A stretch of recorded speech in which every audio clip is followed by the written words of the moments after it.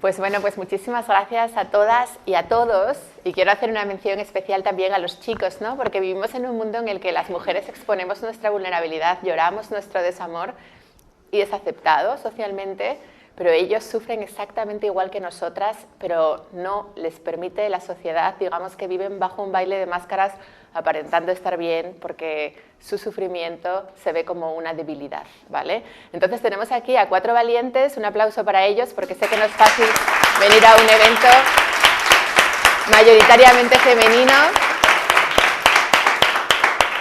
Y vamos a dejar ya de hablar en términos de hombres o mujeres. Somos seres, hemos sido hombres, mujeres en muchas vidas, somos mucho más que un cuerpo y la dependencia emocional es un problema que nos afecta a todos. No nos afecta solo a las mujeres, quizás las mujeres tenemos más facilidad a la hora de pedir ayuda, pero yo os aseguro que en mi consulta vienen todos los días hombres que quizás quieren una sesión privada porque les da vergüenza y es un problema general del ser humano.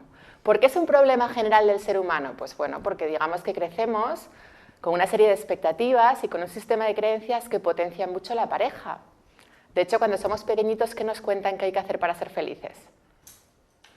Casarse, ¿no? Es como el objetivo número 1. Si quieres ser feliz, te casas, ¿no? De hecho, crecemos pues con las películas de Disney, con todo el romanticismo de las películas de Hollywood, todo el simbolismo de San Valentín, las niñas de rosa, los niños de azul, ya en el cole te preguntan quién es tu novio, quién es tu novia. Cuando papá y mamá están divorciados, papá y mamá están divorciados, ese niño, sus padres están divorciados. No te cuentan que los demás padres se llevan fatal, pero digamos que la sociedad estigmatiza el que no tiene pareja. Entonces se convierte, digamos, en el anhelo más profundo de cualquier ser humano. Crecemos pensando que para ser feliz tengo que tener pareja. De hecho, depositamos todas nuestras expectativas de felicidad en ese hecho. Claro, estamos hablando de que es un hecho externo, ¿no? Hola Álvaro, buenos días, quinto valiente. Estábamos hablando de que la dependencia emocional es un problema que afecta tanto a hombres como a mujeres. Bueno, total que depositamos muchísimas expectativas de nuestra felicidad en encontrar a alguien que nos complete, ¿no? Nos cuentan que vamos a encontrar a alguien que nos complemente y que nos va a hacer felices y que nosotros tenemos que hacer felices a otra persona. Bueno, todos los que estamos en esta sala tenemos ya una edad y ya hemos intentado hacer feliz a alguien muchas veces y ya hemos intentado que alguien nos haga felices muchas veces y nos hemos encontrado con una historia de desamor, ¿verdad? Por más que nos esforzábamos, por más que lo intentábamos, por más que poníamos nuestras mejores intenciones en agradar al otro, en complacer al otro, en hacerle feliz, resulta que no funcionaba. Y nosotros lo volvíamos a intentar, elaborábamos una nueva estrategia, pensábamos cómo lo hago, observábamos qué necesita, cómo le complazco, cómo le ayudo, cómo le potencio, y al final, ¿qué pasaba? ¿Funcionaba? Bueno, pues yo fui una de las que se perdió en ese juego, ¿no? O sea, yo esto no lo he aprendido porque me lo he leído en un libro, sino que a base de la experiencia, un día me empecé a preguntar, ¿qué pasa conmigo? ¿Es que algo falla conmigo? ¿Es que yo no sé hacerlo? ¿Es que yo no sé relacionarme en pareja? ¿Es que tengo un defecto? ¿Es que tengo un problema? Y afortunadamente inicié una búsqueda.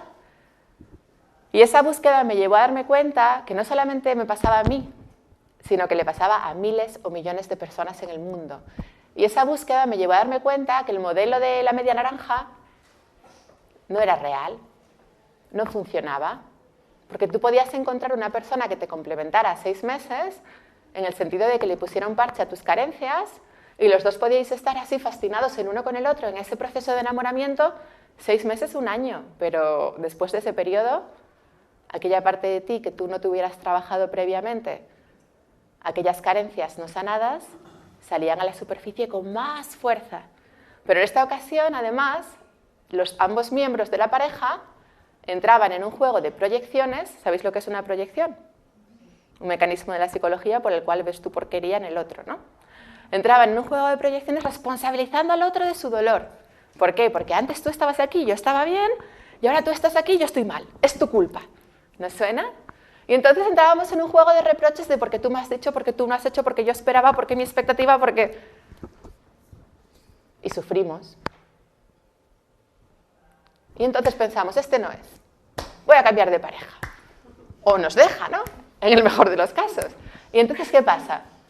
Que volvemos a experimentar exactamente lo mismo, pero peor. Porque la vida siempre nos repite las experiencias porque es un aprendizaje. ¿Vale? Hasta que llega un punto de nuestras vidas que nos paramos y decimos, tiene que haber otra manera.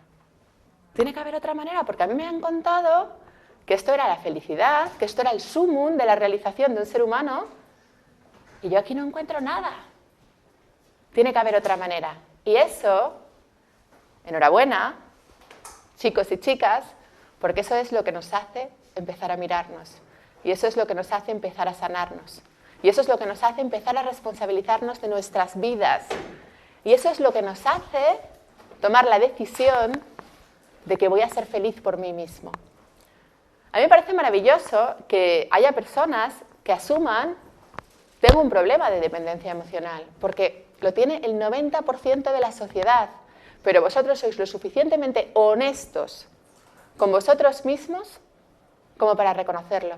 Y eso ya os hace más sabios, eso ya os hace más conectados, eso ya os devuelve más a vosotros, porque el 90% están viviendo en relaciones basadas en contratos de cobertura mutua de necesidades, basadas en el miedo, y dicen que aman. Entonces, me parece maravilloso que partamos de la base de que es algo que nos afecta a todos y que asumamos que ya está bien de buscar nuestra felicidad en el otro, ¿no? Eso lo hemos entendido ya todos, ¿verdad? Ya hemos entendido que no podemos buscar, que tampoco podemos cederle nuestro poder personal, ¿no? Yo no puedo decirle, hazme feliz, venga, te paso la pelota de mí. Yo no tengo ni idea de cómo ser feliz conmigo, pero venga, ocúpate tú. Es una locura, ¿no? Si yo no he aprendido a ser feliz conmigo misma, si no sé quién soy, si no me amo, ¿cómo va una persona que no me conoce, que está fuera de mí, a tener la capacidad de satisfacerme a mí? En sí mismo es una paradoja, ¿no? Vale, entonces, ¿estamos de acuerdo en que el primer paso fundamental para poder amar a otro ser humano es aprender a amarnos a nosotros mismos? Algunos de nosotros hemos observado en este camino de la autoestima, del crecimiento personal, del empoderamiento, de la independencia, que cuando empezamos a amarnos, nuestro mundo exterior cambia y la gente empieza a amarnos de repente. ¿Sí? Algunos lo hemos vivido, ¿verdad? Hemos observado que muchas de las conductas que nuestras madres tildaban como egoístas, o quizás la Iglesia tildaba como egoístas, de autorrespeto, de autoconsideración, de ponerte en un primer lugar, hemos observado que dan frutos y que resulta que cuando yo me pongo en un primer lugar los demás me respetan. ¿Lo hemos observado?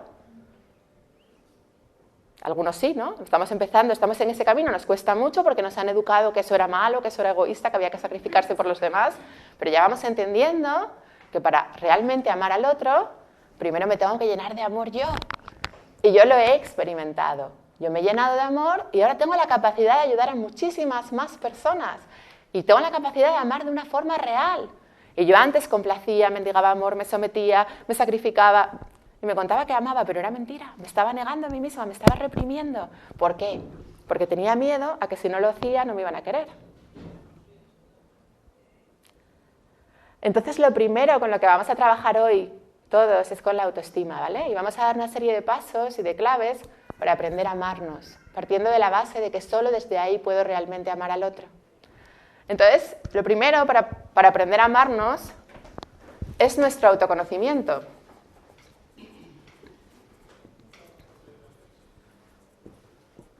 Si yo no sé quién soy, si yo no me conozco, si yo no sé cuáles son mis apetencias, mis gustos, mis hobbies, mis aficiones, mis pasiones, si yo no sé las cosas que me hacen vibrar, difícilmente voy a poder relacionarme conmigo mismo en libertad y difícilmente voy a poder amarme, ¿no? Entonces, lo primero para construir la autoestima es indagar en mi autoconocimiento. ¿Quién soy yo a un nivel más profundo? ¿Qué me gusta? ¿Qué me disgusta? ¿Por qué cosas siento pasión? ¿Qué cosas me hacen vibrar? Os parecerá raro, pero a mí se me sienta gente de 50 años en el despacho, en las sesiones así individuales, gente muy afectada por una ruptura de pareja. Yo les pregunto, pero a ver, ¿a ti qué te gusta? Y me dicen, es que no lo sé. No nos pueden dar los 50 años sin saber qué me gusta y quién soy yo. O sin conocerme, sin saber, sin tener una idea profunda acerca de mí mismo. No nos puede pasar. Tenemos el foco tan puesto fuera, tenemos el foco de nuestra atención tan puesto en que el otro no se vaya, tan puesto en retener al otro, que se nos ha olvidado poner el foco de nuestra atención en quién soy yo y lo peor, se nos ha olvidado reconocer nuestras necesidades.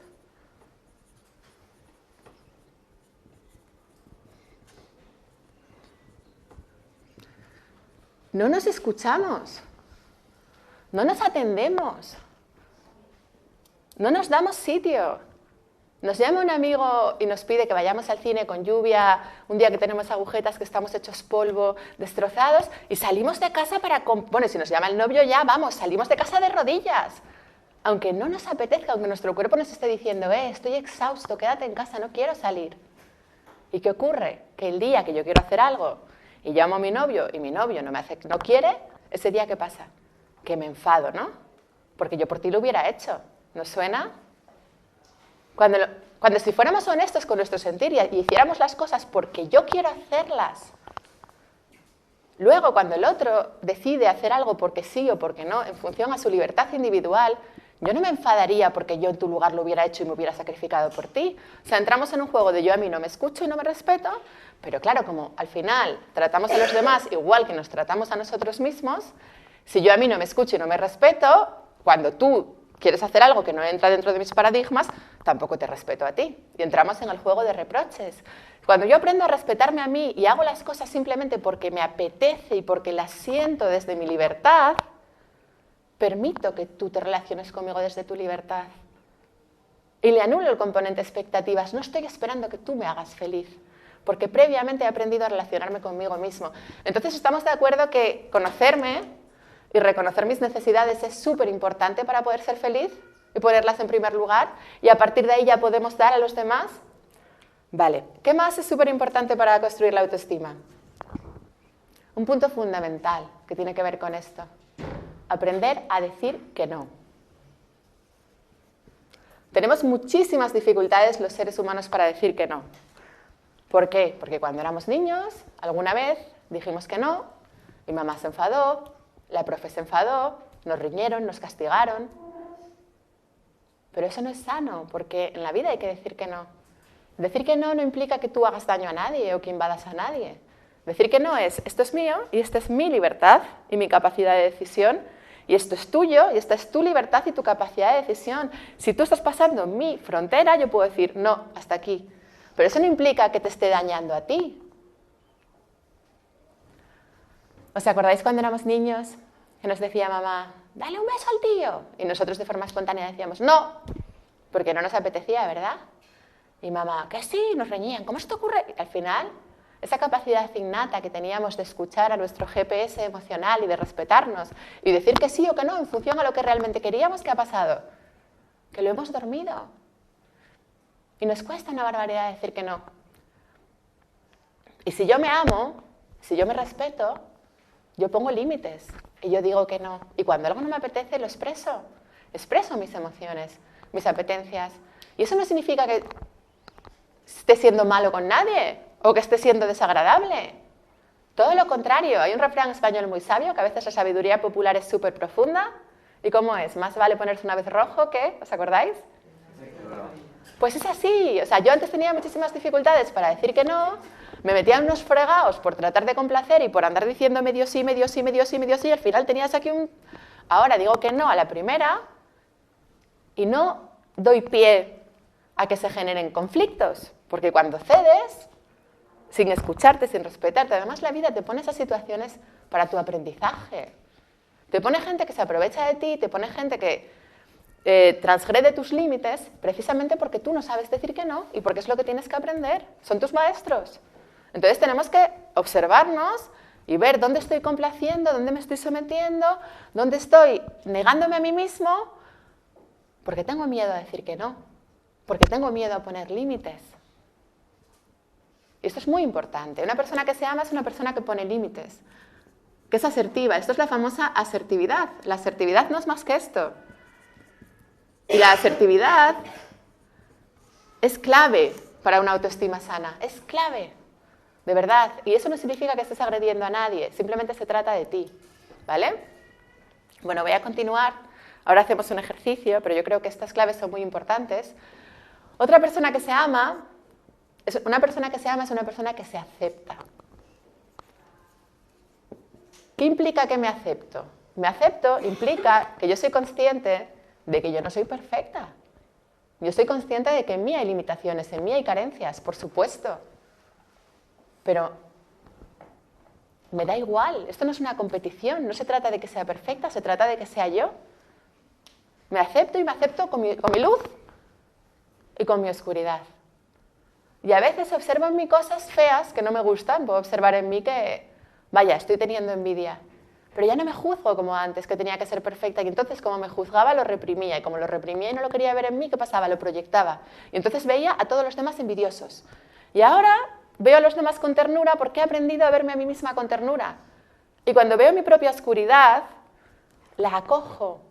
Porque por supuesto que tengo ira, por supuesto que tengo rabia, por supuesto que tengo envidia. ¡Soy humana! ¿Hay alguien aquí que no sienta ira, rabia o envidia? Por favor, que levante la mano. ¿Hay alguien aquí que no sienta frustración, que no sienta dolor? Pues no voy a pretender que no esté, ¿no? Está, lo acojo, es parte de mí. Y paradójicamente, cuanto más me acepto con el todo, más me sano y más pequeñita se hace la oscuridad. Cuando intento que no esté, cuando la reprimo, cuando la obvio, cuando la oculto, cuando quiero que nadie lo vea porque pienso que si lo ven no me van a querer, ¿qué pasa? Que se hace más grande. Ya sé que hemos crecido con unos arquetipos del bueno y el malo. Ya sé que hemos crecido con Cenicienta y la madrastra, pero hasta que no integremos que en mí existen las dos, no nos sanamos. Somos las dos. Y me amo con eso. Y no voy a pretender ser quien no soy. Y me voy a permitir ser yo al 100%. E incluso, si tengo un mal día, si le hablo mal a alguien, si le doy una mala contestación, ya está. Puedo disculparme porque he cometido un error, pero no me voy a estar fustigando, no me voy a estar machacando, no voy a estar en casa comiéndome la cabeza 3 días porque lo hice mal. ¿Por qué no? Porque todos nos equivocamos, estamos aquí aprendiendo. Es parte de la vida, ¿cómo no nos vamos a equivocar? Todos nos equivocamos, ya está. Cuando observemos que me he comportado de una manera que yo considero como errónea, lo veo, me confronto conmigo mismo y asumo que la siguiente vez lo voy a hacer mejor, pero no me voy a quedar enganchado en la culpa 3 días. Por eso, para amarnos, es muy importante que el factor culpa lo eliminemos de nuestras vidas. Es decir, a partir de ahora, cuando sintamos culpa, vamos a decirnos a nosotros mismos, ok, he hecho algo que considero que debería de haber hecho de otra manera, me comprometo conmigo mismo a hacerlo mejor la siguiente vez, pero no me voy a meter aquí a navegar y sumergirme. Porque ¿a dónde nos lleva esto? ¿A dónde nos lleva la culpa? Al dolor, al sufrimiento. ¿Y qué pasa con nuestra autoestima cuando nos enganchamos aquí? Que se hunde. ¿Y quién es el que potencia la culpa? ¿A quién le encanta la culpa? Al ego. Porque nos está siempre recordando que somos carentes, que somos pequeños, que somos limitados y que somos defectuosos. Y no es verdad. Somos inmensos, somos poderosos, creamos, tenemos la capacidad de manifestar cosas en el plano físico. Somos eternos, somos dioses. No vamos a permitir a nuestro ego que nos cuente que soy carente, que soy una mierda, que lo he hecho mal, que me he equivocado, que no sé qué. No le vamos a dar pie a ese discurso. Por eso también es muy importante para la autoestima vigilar nuestro diálogo interno. ¿Cómo me estoy hablando a mí mismo? ¿Qué mensajes me lanzo? ¿Qué cosas me digo? Porque es muy importante que yo hable bien, o sea, que yo me hable bien, porque eso es parte del autorrespeto. Eso es parte del amor a mí mismo. Que yo me diga cosas bonitas. Yo a veces doy conferencias más mediocres y a veces doy conferencias aceleradas. Y no pasa nada, igual lo pienso 2 minutos y digo, vaya, esta vez estuve muy acelerada, y lo suelto. Porque no voy a estar diciéndome a mí misma, vaya, esta vez lo hiciste mal, hijolín, y delante de tanta gente, y vaya, es que no sé. Porque si empiezo a hablarme así, me frustro, me hundo y dejo de disfrutar de lo que hago. Entonces, es muy importante que asumamos que tenemos días mejores, que tenemos días peores, pero que no por eso dejamos de ser maravillosos y no por eso dejamos de ser flores. Y levantarnos por la mañana, confrontarnos con nosotros mismos y decirme, soy maravilloso, soy generoso, soy auténtico, estoy evolucionando un montón, me estoy conectando. cada día destilo más sabiduría. Tenemos que tener un diálogo interno con nosotros mismos de plenitud. No podemos hablarnos mal y decirnos ya lo he vuelto a hacer mal, voy a hacer el ridículo, porque fíjate, porque mis amigos no me llaman. Porque ¿qué ocurre cuando nos hablamos así? ¿Qué ocurre cuando nos hablamos me voy a quedar solo, nadie me va a querer? ¿Qué pasa cuando nos hablamos así? ¿No? Y además, que como tienes ese miedo en el cuerpo, reflejas un mundo que las... No, por supuesto, eso completamente. Pero aparte, si yo me estoy diciendo, me voy a quedar sola, nadie me quiere, porque no merezco la pena, porque patatín, porque siempre la cago, porque no me sé relacionar, como la vida es un espejo, me van a poner delante personas que me van a mostrar mis creencias inconscientes acerca de mí mismo y me van a decir, porque te vas a quedar sola, porque a ti nadie te quiere, porque fíjate, porque no sé qué. ¿Por qué? Porque me van a estar reflejando lo que yo pienso acerca de mí misma. A mí me hace mucha gracia, yo voy a cumplir 37 años. O sea, se puede decir que entro en el club de lo que se llaman las solteronas, ¿no? O sea, voy a cumplir, no tengo hijos, no tengo marido, o sea, digamos que encajo dentro de ese, podría ser una mujer socialmente estigmatizada, ¿no? Bueno, pues yo hablo todos los días con mujeres que acuden a mí pidiéndome ayuda desde los 30 años, de 30, 31, 32, 33, 34, 35, que me dicen, es que Covadonga, a mí todo el mundo me pregunta por el marido. Mi madre, mi prima, me dicen que cuándo me voy a casar. Y todo el mundo me pregunta por el hijo, que cuándo voy a tener un hijo. Es que claro, la sociedad, yo les digo, chica, pues a mí no me lo pregunta nadie.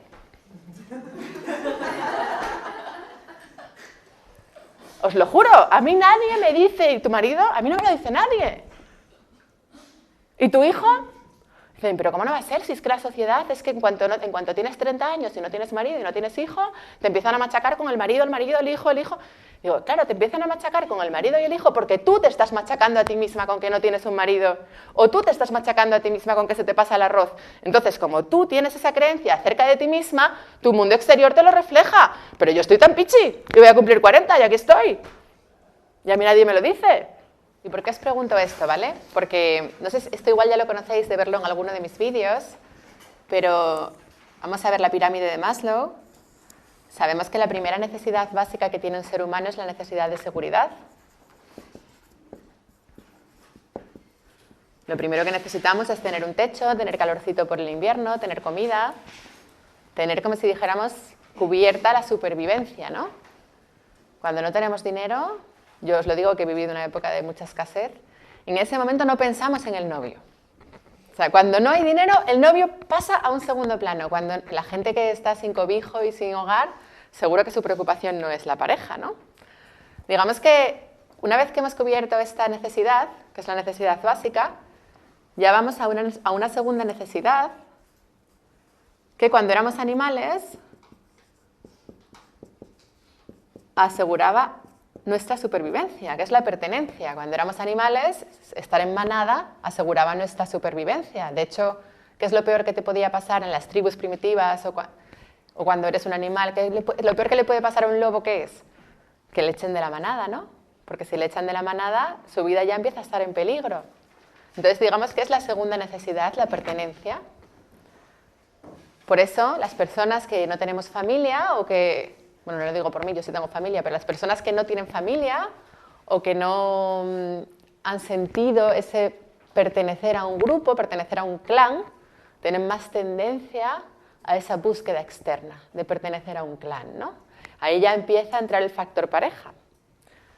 En la seguridad también, ¿eh? De hecho, en países como por ejemplo en Cuba y tal, enseguida ves mujeres que se enamoran de un hombre con dinero, aunque sea mucho más viejo que ellas, desde nuestros ojos puede ser que pensamos, están con él por el interés, pero si tú has vivido escasez en tu infancia y las necesidades de seguridad no estaban cubiertas, tú te puedes enamorar de alguien por el dinero de forma inconsciente y es tan real como cuando una de nosotras españolas que siempre hemos tenido esto cubierto nos enamoramos por afecto. Es la misma carencia, la misma búsqueda externa. Yo, bueno, tengo un amigo mexicano millonario que tiene una novia de 20 y pico años y él tiene 60. Y estoy convencida que a ella le mueve la misma búsqueda que me puede mover a mí cuando estoy buscando afecto. ¿Me entendéis, no? En función de aquello que en mi infancia no haya estado presente, yo voy a buscar eso en mi pareja, mayoritariamente, ¿no? Por eso es muy importante que identifiquemos qué es lo que yo busco. ¿Qué busco? ¿Busco pertenencia? ¿Busco seguridad? ¿Busco afecto?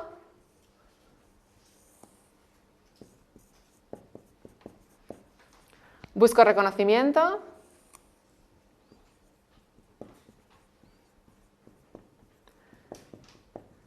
afecto, si mis padres no me tocaban, si en mi infancia apenas había cariño, si yo me sentía solita cuando era niña, voy a buscar un hombre que me toque, que me acaricie, eso que no había en mí, o sea, que no estuvo presente en mi infancia, lo voy a buscar fuera. El reconocimiento, lo mismo. Esto tiene mucho que ver con el padre, generalmente, ¿no? Si mi padre no me valoraba porque yo sacaba malas notas, porque las cosas que para él eran importantes yo no las conseguía, o yo no encajaba en sus estándares y en sus paradigmas, que esto le ocurre a muchos hombres que tienen conflictos con su padre, que inconscientemente se enamoran de forma compulsiva de mujeres que les reconozcan, de mujeres que les dicen, que les muestren admiración. Y ellos necesitan esa admiración porque es una búsqueda externa de reconocimiento. ¿Nos suena? Yo creo que todos nos vemos en todos los roles y todos hemos buscado en mayor o menor medida afecto, pertenencia, seguridad, reconocimiento fuera, incluso trascendencia, ¿no? Muy típico, enamorarse del maestro, ¿no? Enamorarse del gurú, ¿no? Llegan un montón los maestros espirituales, porque también estamos buscando la búsqueda espiritual, inconscientemente la proyectamos y la buscamos fuera, ¿vale? Entonces, seguridad, pertenencia, afecto, reconocimiento, trascendencia o realización personal. En función a donde estemos, en función del momento, porque también hay momentos que vamos cambiando, fluctuando, vamos buscando todo eso a nuestra pareja. En un primer momento, funciona. Los primeros 6 meses yo no tengo dinero y de repente me enamoro de un tío con dinero y es como, wow, qué guay, cubierta la seguridad, a partir de ahora puedo ir a los restaurantes que quiera, puedo comprarme la ropa que quiera, puedo hacer lo que puedo viajar. ¿Qué pasa a los 6 meses y al año con eso? Que empiezan las manipulaciones. Si tú quieres dinero tienes que hacer lo que yo digo, si hablas con otro hombre tal, los celos, empieza con la pertenencia lo mismo. Te dejo solo, o me enfado, o me voy sin ti. ¿Qué pasa con el afecto? Pues lo mismo, ¿no? ¿Qué pasa cuando estamos buscando el afecto fuera? A todos nos suena lo de ahora ya no me abrazas como antes, ya no me dices las cosas que me decías, ya no me mandas mensajes como al principio, ¿no? ¿Qué pasa con el reconocimiento? Que al final, el día que no tienes un logro, el día que no tienes un nuevo diploma o el día que no tienes un nuevo premio que ofrecer, se cae todo como un castillo de naipes. Conclusión, ¿qué pasa cuando buscamos fuera? Me da igual lo que sea, o incluso la espiritualidad, ¿no? Al otro día me contaba la historia de una chica que se había enamorado de un monje budista tibetano porque hablaba del desapego y ella, bueno, eso de hablar del desapego, que es de esto que estamos hablando ahora, la volvía loca y era un hombre, bueno, y se enamoró del budista, total que el budista se enamoró de ella. Y fíjate, un maestro del desapego se volvió obsesivo, la perseguía, la esperaba en el portal, sí. Conclusión, no podemos buscar nada fuera. No podemos buscar nada fuera. O sea, aquello que yo no haya sanado conmigo mismo, no lo voy a encontrar fuera de mí. ¿Por qué? Y me vais a decir, ¿pero cómo puede ser? Porque ese es el juego de la vida. Porque todas las relaciones son un reflejo de la relación que yo tengo conmigo mismo. Entonces, tengo 2 opciones. O darme de cabezazos contra la pared, seguir buscando la seguridad, el afecto, el reconocimiento fuera y encontrándome vacío una y otra vez. O asumir que hasta que yo eso no lo coloque en mí, el espejo de mi vida no me va a reflejar aquello que yo no haya aprendido a darme a mí mismo. Por eso yo soy autosuficiente y me mantengo a mí misma y no dependo de ningún hombre. Por eso yo tengo diferentes grupos y no trato de aferrarme a pegarme a uno por si acaso se suelta. Por eso yo, o sea, a ver, perdonadme que hable de mí, pero yo, o sea, no lo digo desde el yo soy mejor que vosotros, no. Lo digo desde la humildad de cómo dar una posible solución a esto, ¿no? De por si os sirve. Porque eso no significa que yo me haya sanado ni que yo no siga teniendo atisbos de dependencia, que por supuesto que los tengo, pero ya no tiene nada que ver con la que era yo hace 7 años, o sea, nada que ver. El afecto, pues trato de hablarme bien, trato de tener autoestima, trato de decirme cosas bonitas, trato de cuidar de mí misma, trato de escucharme, lo que os preguntaba aquí, todo esto es afecto hacia vosotros mismos. ¿Qué te gustaría hacer y no haces? Es muy importante que yo me cuide. ¿A qué estás renunciando buscando la aprobación externa? Se acabó ya el renunciar, se acabó ya el hacer cosas para que papá me quiera, estudiar cosas que no me interesan para que la sociedad o mi novio o mi jefe. Se acabó ya el negarnos porque no nos van a reconocer fuera si yo no me reconozco a mí mismo. Cuidas de ti, comes bien, lees, paseas, haces deporte. Todo eso forma parte del afecto hacia uno mismo, del dedicarse tiempo a uno mismo, del ponerse a uno mismo como prioridad.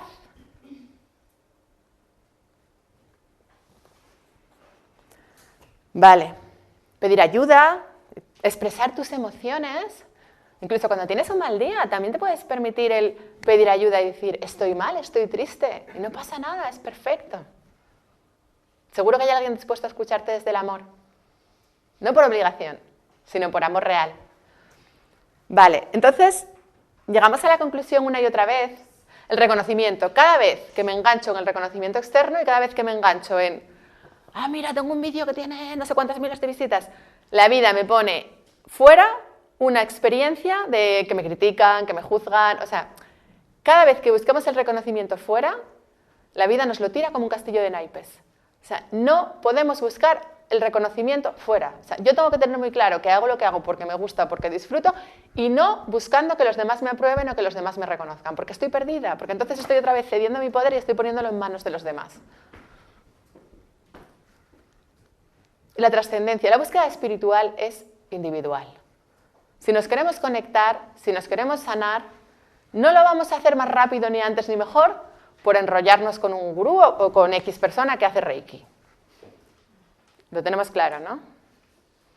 Entonces, al final, vamos a tratar de relacionarnos bien con nosotros mismos y luego veremos cómo la vida nos empieza a reflejar esa sanación que yo hago individualmente conmigo mismo. ¿Estamos de acuerdo? Entonces,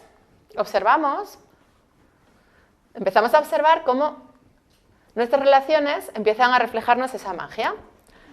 Yo antes os decía, si tú tienes creencias inconscientes o conscientes negativas acerca de ti mismo, como que se te va a pasar el arroz, vas a manifestar un mundo en el que tu padre, tu primo, tus compañeros de trabajo te van a preguntar por el novio y por el marido y por el hijo.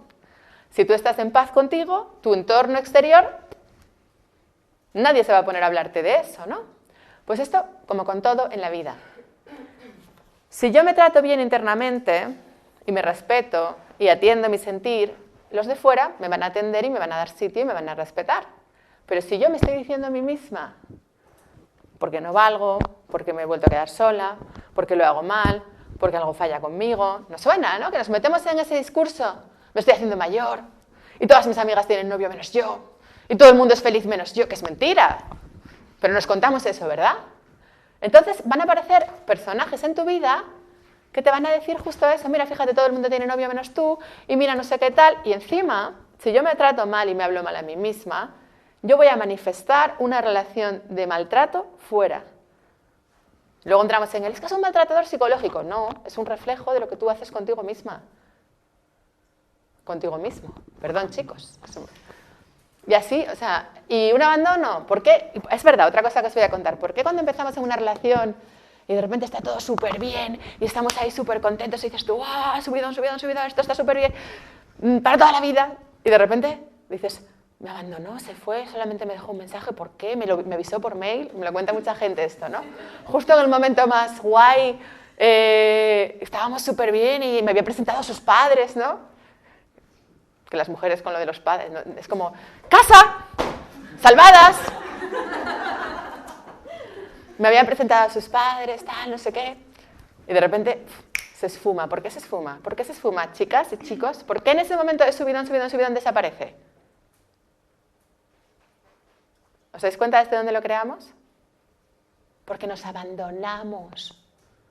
Porque nos sentimos seguras y ya estamos salvadas y hay príncipe. ¡Príncipe! Y entonces, ¿qué pasa? Que nos abandonamos, dejamos de escucharnos, dejamos de sentirnos.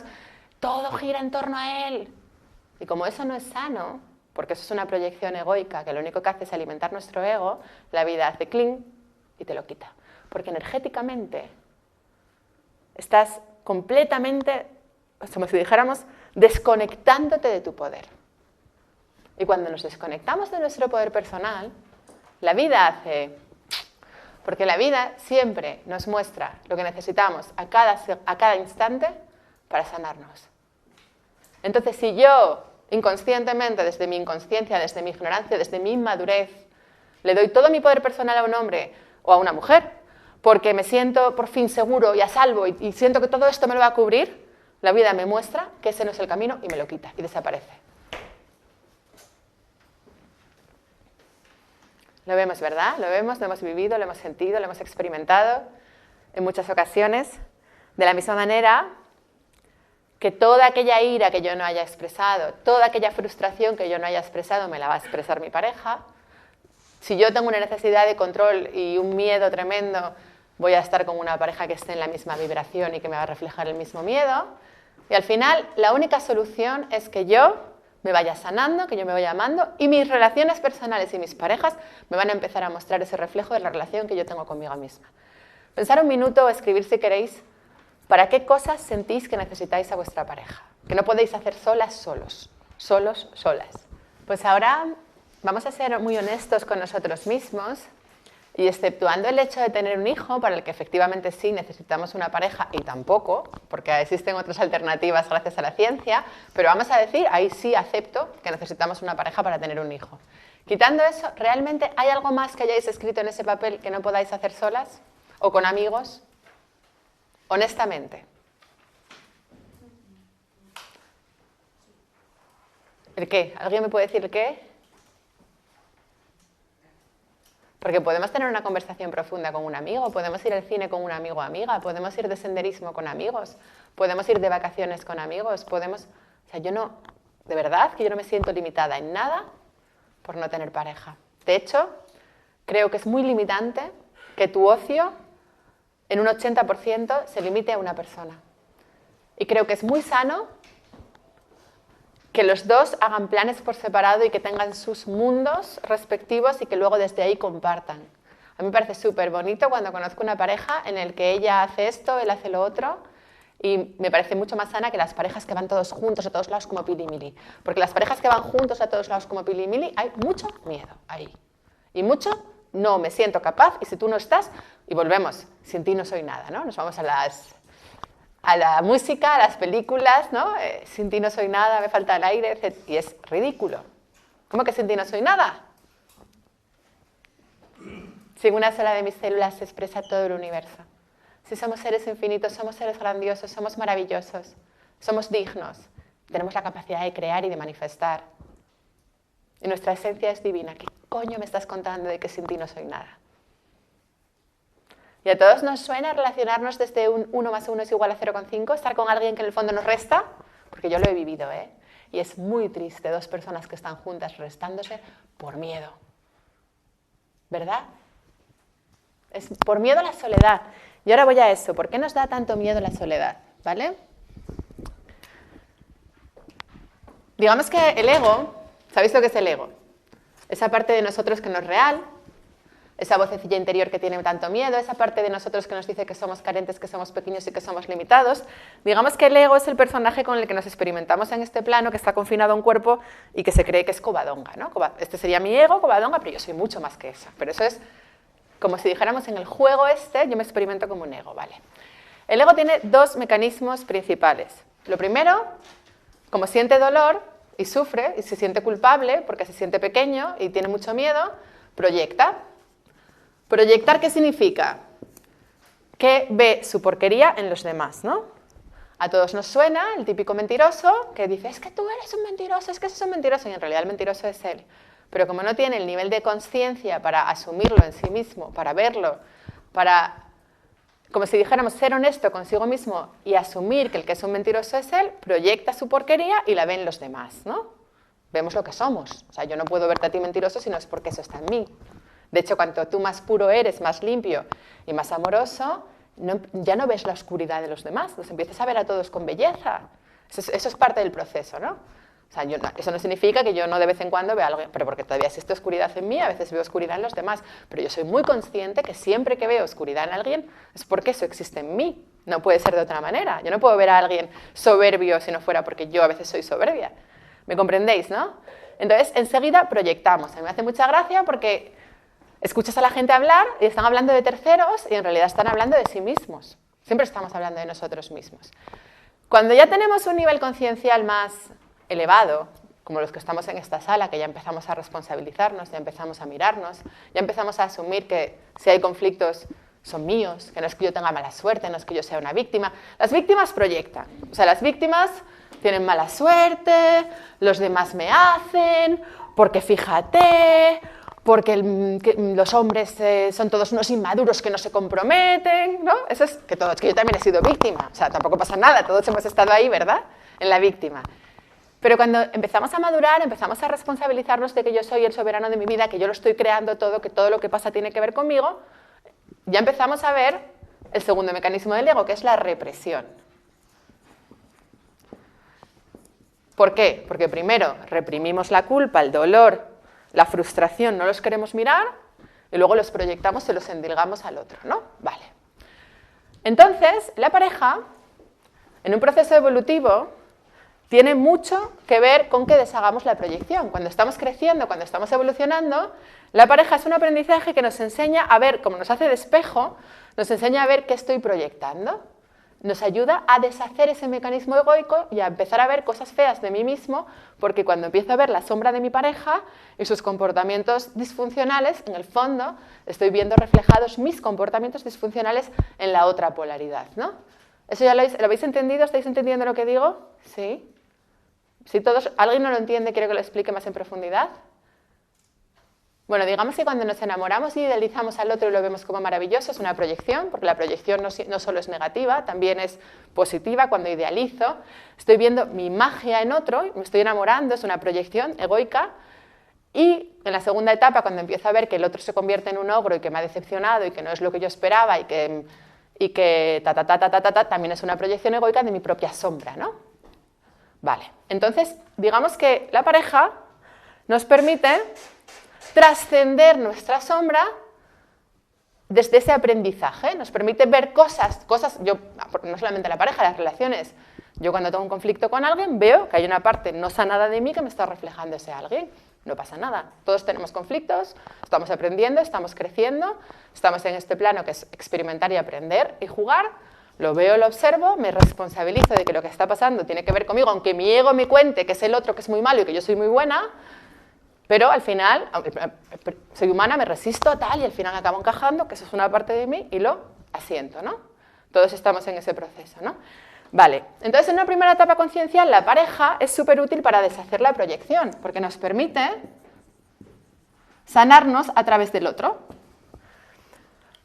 En una segunda etapa conciencial, la soledad es muy útil para deshacer la represión, porque este es el segundo mecanismo que tiene el ego, que es decir, ¿os acordáis del iceberg de la personalidad?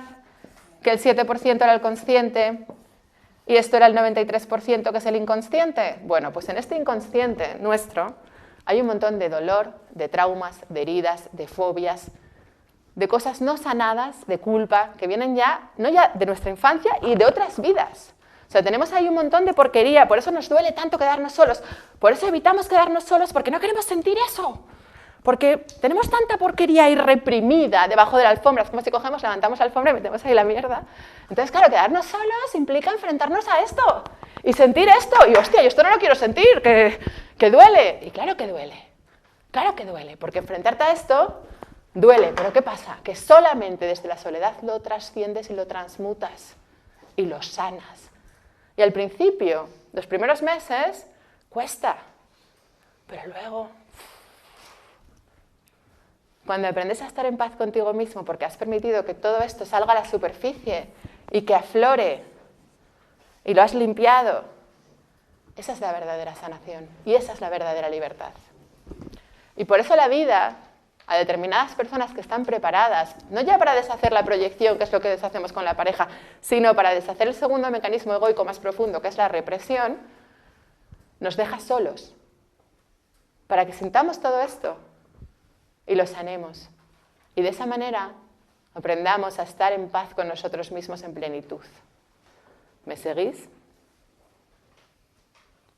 Entonces, y me preguntaba el otro día una chica por teléfono, pero no lo entiendo, porque yo estoy estudiando el curso de milagros, medito, soy súper evolucionada, no sé qué, y no tengo pareja. Y veo a mis amigas zombies que no hacen nada de esto, que están ahí en Matrix, y tienen novio. ¿Por qué? Y le decía yo, por esto, cariño, por esto. Porque cuando tú estás preparado para dar un salto evolutivo, la soledad es el aprendizaje más profundo que hay.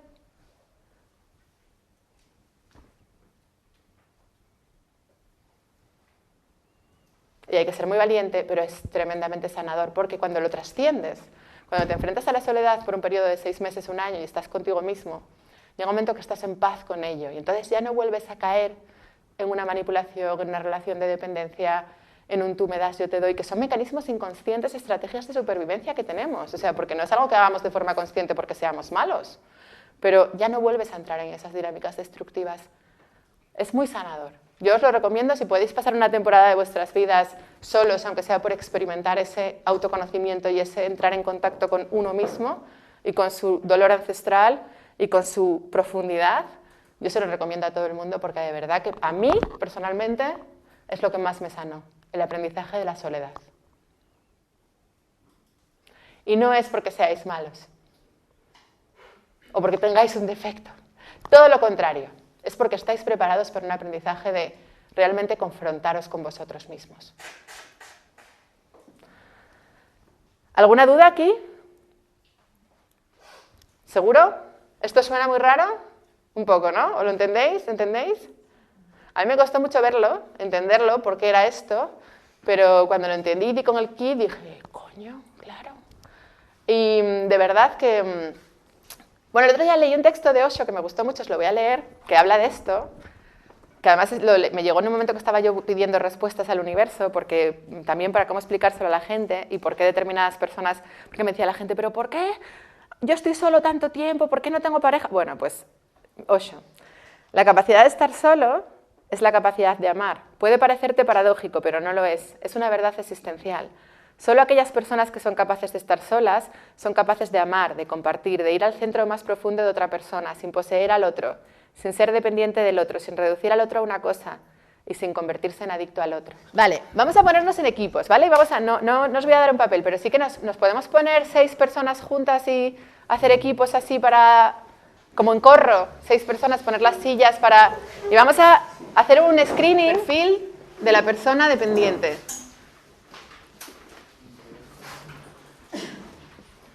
Y lo primero que vamos a contestar en equipo es ¿cómo se comporta? Y vamos a dar ideas de lo que nosotros creemos que hace un dependiente. ¿Cómo se comporta? ¿Se somete, manipula, controla, domina? Lo que nos venga. ¿Cómo se comporta? ¿Qué hace? ¿Qué estrategias hace cuando una persona es dependiente? ¿Cómo es su comportamiento? Luego contestamos ¿qué piensa de sí mismo y de los demás?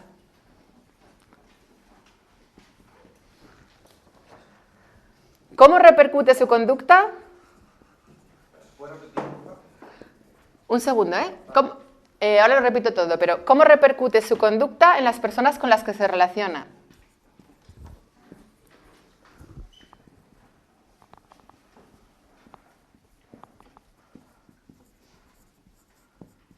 A ver, repito, pregunta 1.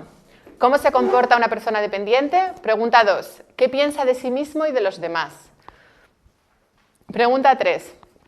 ¿Cómo repercute su conducta en las personas con las que se relaciona? Chus, ¿te quieres poner aquí en un grupo con ellos, no? Vale. ¿Cómo suelen reaccionar estas personas?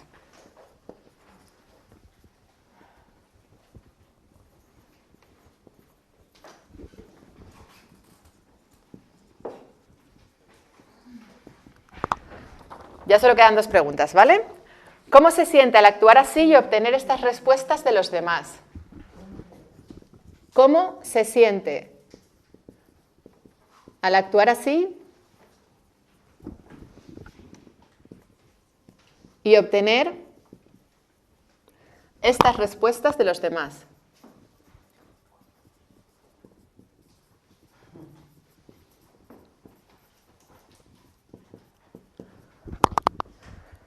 Y la última, ¿por qué no cambia su conducta dependiente? ¿Por qué le compensa seguir igual?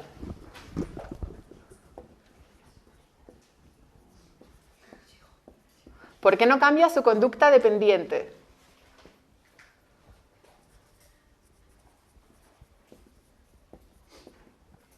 ¿Por qué le compensa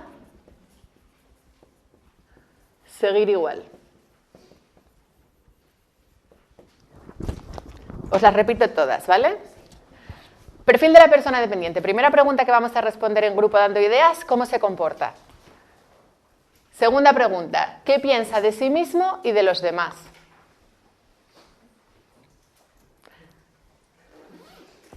Tercera pregunta, ¿cómo repercute su conducta en las personas con las que se relaciona? ¿Y cómo suelen reaccionar estas personas? Cuarta pregunta, ¿cómo se siente al actuar así y obtener estas respuestas de los demás?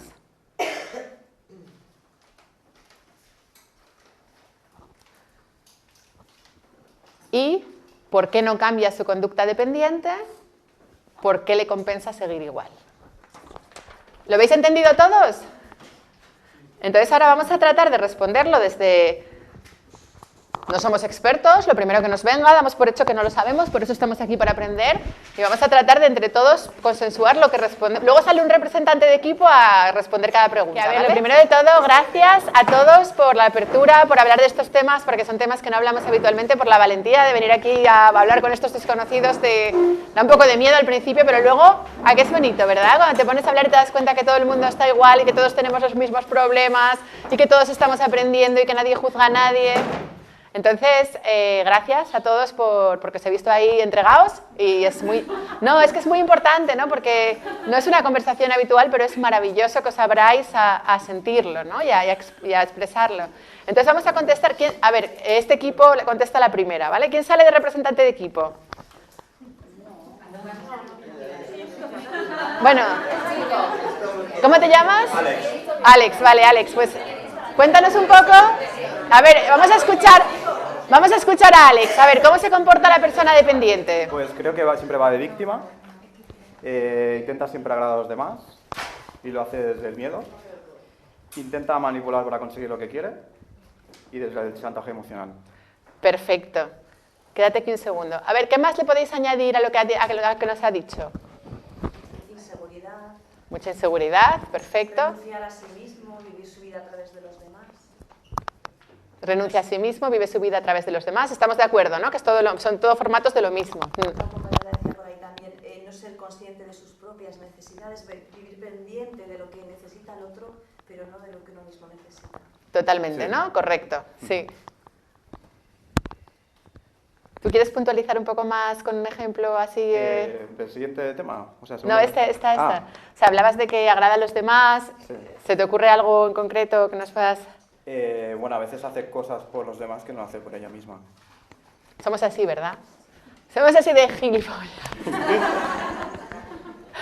Pues eso nos lleva a mucho desamor, ¿verdad? ¿Alguien puede añadir algo? ¿Vosotros queréis añadir algo?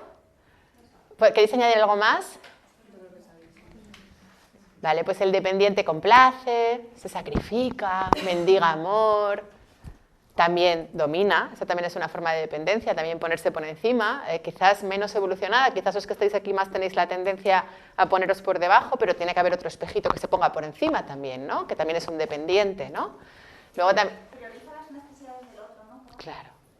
O sea, ha aprendido de niño como estrategia de supervivencia a reprimir sus necesidades y a complacer y satisfacer. Pero claro, eso sirve para sobrevivir, pero llega una edad en la que os sueltas eso, no puedes ser feliz, porque además es imposible, porque ya sabéis lo que pasa cuando tratamos de ayudar compulsivamente y cuando tratamos de satisfacer las necesidades de los demás, al final siempre nos acabamos frustrando, los demás siempre nos acaban traicionando, los demás...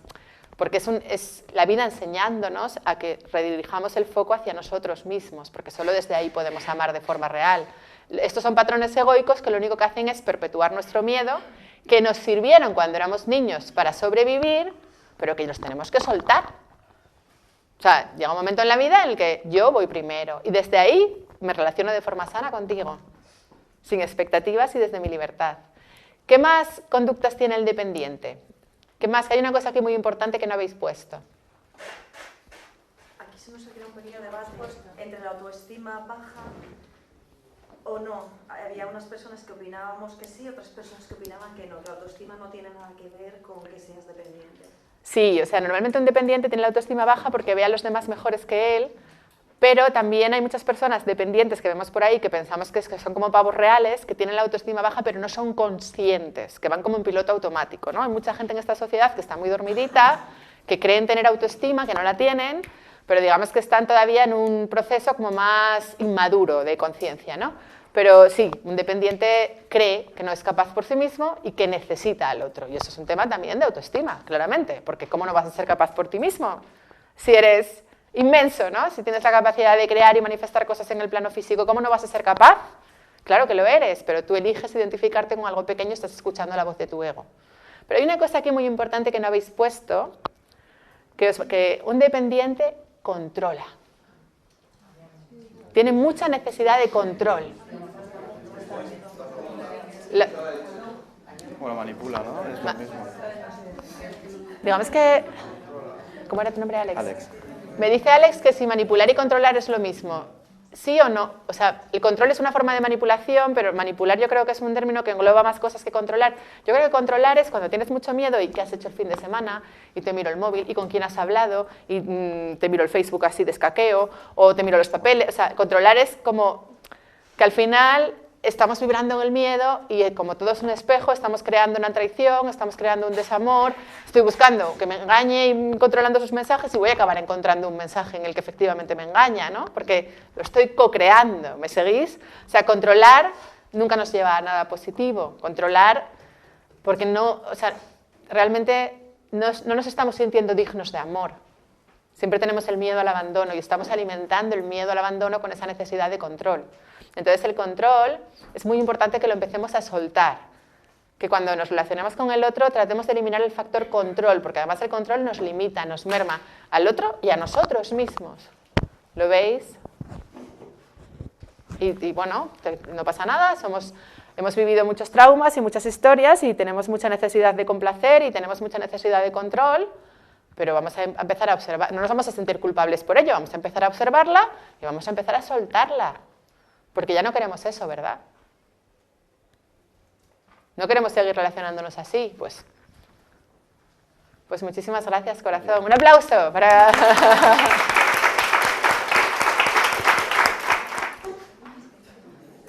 Es la tercera, ¿no? Vale.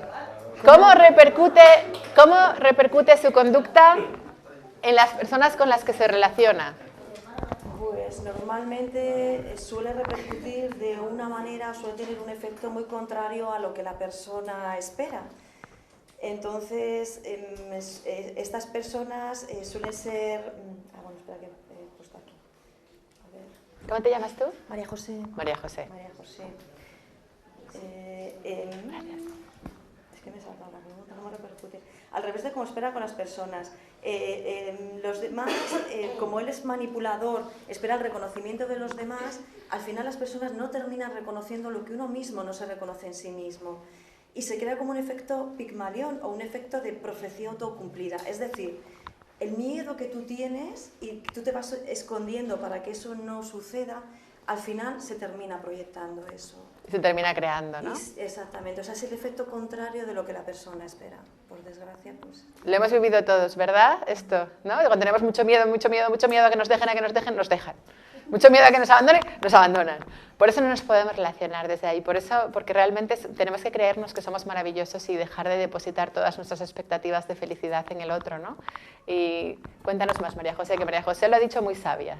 Pues, bueno, un poquito ha sido con el grupo, ha sido entre todos. Las demás personas no suelen, es que he mezclado, luego al ir tomando apuntes de las demás preguntas he ido apuntando y me parece que me tiro más cosas. Pero da igual, es que es todo lo mismo, en realidad es que todas las preguntas llevan a lo mismo. Sí, pues como la persona es impulsiva, es exigente, es manipuladora, al final no tiene el reconocimiento de los demás o ese cariño que ella va buscando o negando de los demás. Era eso, no sé si me falta algo, si vosotros queréis apuntar algo de esta tercera pregunta, para que sea un poquito fiel a lo que habíamos visto en el grupo. Sí. Exigente, manipulador. Sí, pero... Sí, los dependientes a veces son exigentes, somos exigentes, sí. Y era eso, ¿no? Básicamente voy a decir una cosa que me ha llamado la atención, que cuando yo le he dicho María José es sabia, ella ha dicho, bueno, no, o sea, enseguida nos cuesta identificarnos con nuestra grandeza. Sí, soy sabia. ¿Qué pasa? Sí, lo que he pretendido...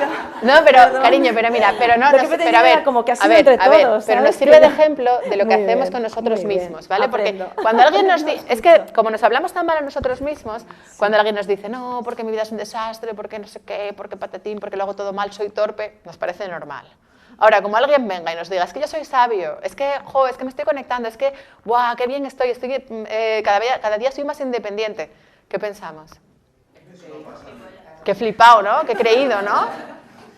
No puede ser, porque eso es un reflejo de lo mal que nos hablamos a nosotros mismos. O sea, no te tienes que sentir amenazada porque alguien te diga que eres sabia, te van a poner en el centro de atención y te pueden juzgar y no quieres destacar. ¿Os dais cuenta que tenemos miedo a brillar? Tenemos miedo a brillar. Y hemos venido a brillar. O sea, no nos tiene que dar miedo ser sabia. Claro que es sabia, y todos lo somos en nuestro corazón, por supuesto.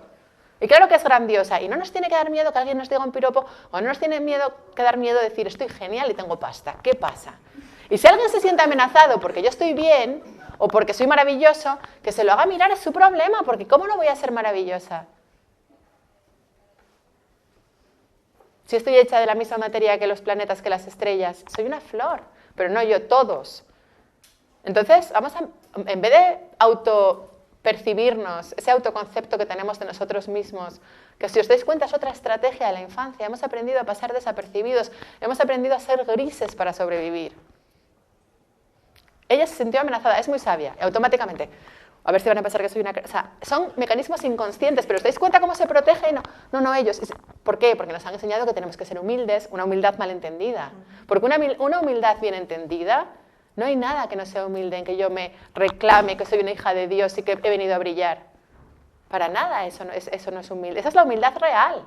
Lo que no es humilde es, no, pobrecita yo, porque nos han enseñado a negarnos, nos han enseñado a... No nos tiene que dar miedo brillar, no nos tiene que dar miedo identificarnos con nuestra grandeza.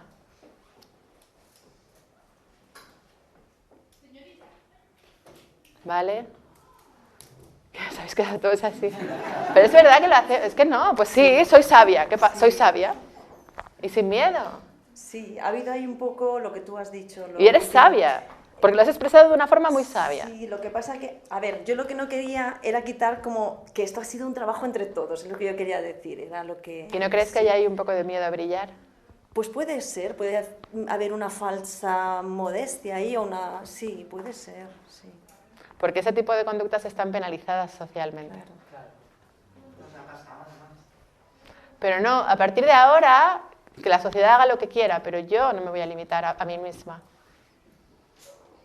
Y si a alguien no le gusta que yo me identifique con mi grandeza, porque eso es lo que me va a permitir realmente amar al otro de verdad y acogerle, porque también voy a ser capaz de ver su grandeza, porque que ella sea sabia no excluye que los demás también lo seamos, no es excluyente, o sea, no es ella es sabia, entonces yo no. Que eso es lo que nos cuenta el ego, que si eres tú, el otro no puede ser. No, todos podemos ser sabios. No es excluyente, no es o tú o yo. Gracias. A ti, cariño. Pues a ver, la siguiente pregunta, ¿quién...? Ah, bueno, os voy a decir dos cosas. El dependiente genera dos tipos de conductas en las personas con las que se relaciona, ¿no? Aparte de lo que ha dicho ella. Genera conductas abusivas, que abusen de él, ya que se somete, que complace, que tal, pues genera gente que se aprovecha. Y genera conductas evitativas. Sobre todo esas dos. ¿Vale? Vale, ahora el siguiente grupo, que sois vosotros. ¿Quién sale? ¿Otro chico? Venga.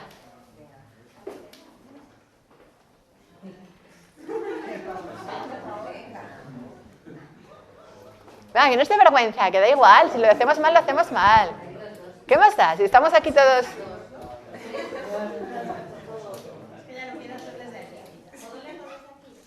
No, ven aquí, cariño.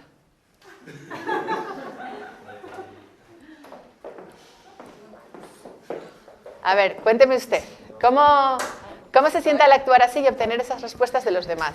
A ver, espera, ¿cuál es? ¿Otra que tiene miedo a brillar? ¿Otra que tiene pánico a brillar? No. Muy bien, muy bien. Eso es, no, ¿de qué vas? Exacto. Exacto. ¿Cuál es? Espera. ¿Cómo se siente? ¿Cómo se siente actuar así y obtener esas respuestas de los demás? Seguro y empoderado. La 5, ¿no? Sí, justo. Bueno, a ver, estábamos antes hablando que de alguna manera cuando los demás le evitan o cuando los demás le... porque genera conductas evitativas o abusivas. Entonces, cuando, por ejemplo, tú, alguna situación que tú hayas tenido en la que hayas dependido, ¿no? Y el otro haya pasado de ti o se haya aprovechado de ti, ¿tú cómo te has sentido? Mal. Vale. ¿Y qué más has sentido? Es que nos poníamos en la situación de... Os estabais poniendo en el Exacto, dominante, ¿no? claro. El que manipula y controla y tal, y que se siente seguro controlando. Sí, bueno, también, ¿no? Eso es una cara de la moneda. Pero digamos que a un nivel más profundo, cuando tú dependes y generas ese tipo de relaciones de dependencia y te sientes como que necesitas al otro porque si no te falta el aire, que yo lo he visto, ¿eh? He visto gente con ataques de ansiedad de que si me deja no puedo respirar. O sea, yo lo he visto eso, ¿no? Cuando entramos en esa serie de dinámicas que el otro nos evita, el otro nos abandona o el otro se aprovecha de nosotros, ¿cómo nos sentimos? Pues mal. ¿Qué más? No te bloquees, que tú eres muy sabia y puedes decir muchas cosas. Es que le da...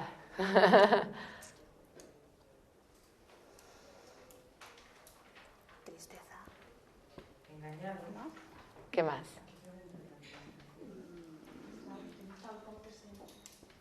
Es que va por ahí, Cuba. Creo. Tú puedes decir mucho más y quiero que lo digas. Inseguro.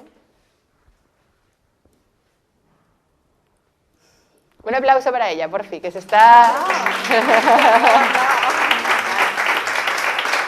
Ya, por favor, ya. Vale. Sí, vete, siéntate. Que, a ver,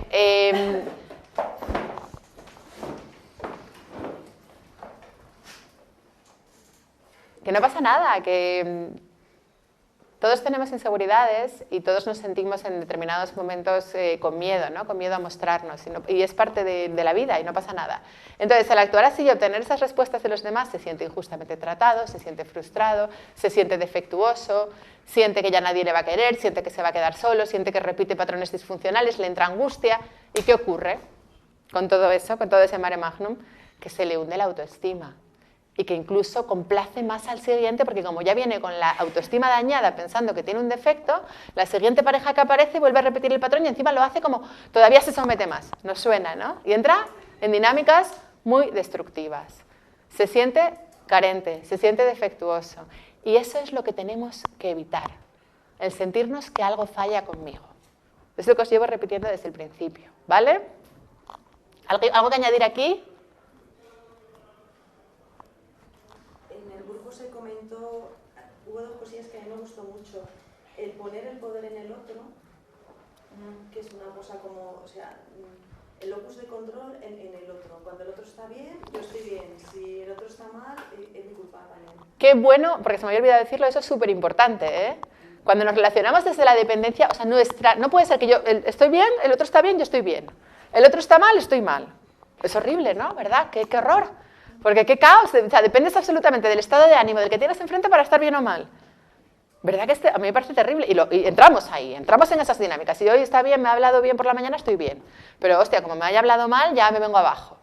No, ¿verdad que no, cariño? ¿Verdad que no puede? ¿Verdad que eso es horrible, es asqueroso? Yo tengo que estar bien conmigo y si el otro se mosquea, pues será su historia. Pero no puedo dejar que mi autoestima, que mi bienestar dependa de la reacción emocional que tiene el otro, que igual no tiene nada que ver conmigo, que igual simplemente ha discutido con su madre o ha tenido una pesadilla o ha perdido el Barça, yo qué sé. Y ya nos achacamos toda la... O sea, nuestro estado de ánimo no puede depender de mi marido o de mi hijo, no puede depender de mi jefe. Mi estado de ánimo es mío. Y esto es súper, gracias porque se me había olvidado, esto es súper importante. O sea, esto es clave. Tenemos que empezar a vivir desde la neutralidad. No podemos venirnos arriba cuando la gente está bien con nosotros y venirnos abajo cuando la gente está mal con nosotros. Tenemos que empezar a vivirlo, ni aquí el subidón, ni aquí el bajón. Tenemos que empezar a vivir un poquito más desde la neutralidad.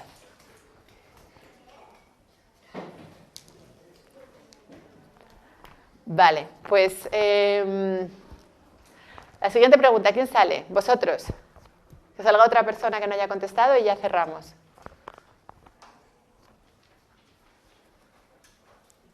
¿Quién quiere salir? Bueno, ¿alguien que quiera salir de forma voluntaria que no le importe? Venga. Hemos tenido un debate, yo sé que queréis algo, pero... Ven. Hemos tenido un debate, soy Elena. Hemos tenido un debate, entonces tampoco he apuntado gran cosa y quería compartirlo con vosotros. Decíamos que, ¿por qué no cambia? Y se decía, porque no sabe. ¿No era así? No sabe realmente cómo hacerlo. No sabe, es Aunque lo tenga inocente. identificado, no sé qué hacer. He conseguido identificar lo que me pasa y no sé qué hacer para salir de eso. Y luego había otras personas que comentaban que, aunque lo sepa, hay gente que está a gusto en ese papel, en ese rol, y no quiere salir de esa zona de confort. Muy buena esa. ¿Y por qué está a gusto y que ¿No está...? estaba en esa disyuntiva? ¿Por qué? Porque obtiene un sucedáneo del afecto. Obtiene las migajas de afecto. Entonces está ahí enganchado por las migajas. ¿Nos suena? ¿Pero qué le tenemos que decir al universo para que... A ver, ¿cuál es vuestra... Dime tu comida favorita. La pasta. La pasta. Si tú estás comiendo migajas, vamos a poner lo que digo yo siempre, pienso de perro, ¿no? Sí, porque comemos pienso de perro.